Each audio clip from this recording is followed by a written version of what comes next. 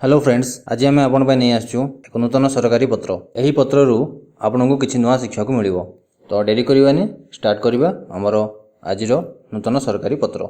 यही पत्रटीर मुख्य विषय हेउची जातीय पुरस्कार प्रदान निमित्त शिक्षक चयन करने विद्यालय और गणशिक्षा विभाग माध्यमिक शिक्षा निर्देशकों को पत्र।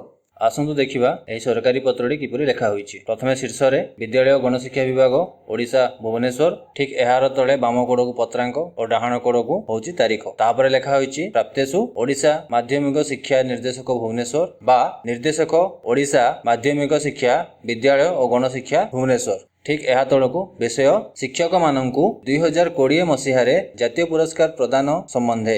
एहा परे देखिबा पत्रर विषय वस्तु रे कोन लेखा होईछि। विषय वस्तुटी एपरि आरंभ होईछि।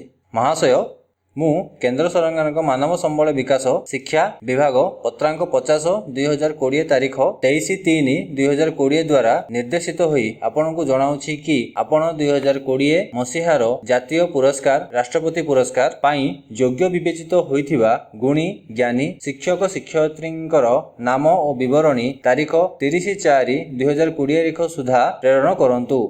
मेधा तालिका चयनर नियमावली मध्य एही चिठी सहित संलग्न करा जाइछि। आपण दयापूर्वक एही पत्र को गुरुत्वपूर्ण तथा जरूरी बोली विवेचना करी यथाशीघ्र पदक्षेप नेबे। विषय वस्तुर ठीक तलकू आपणक विश्वस्त साक्षर युग्म सचिव विद्यालय और गणशिक्षा विभाग ओडिशा सरकार और बाम कोड को संलग्नक नियमावली लेखा जाइछि।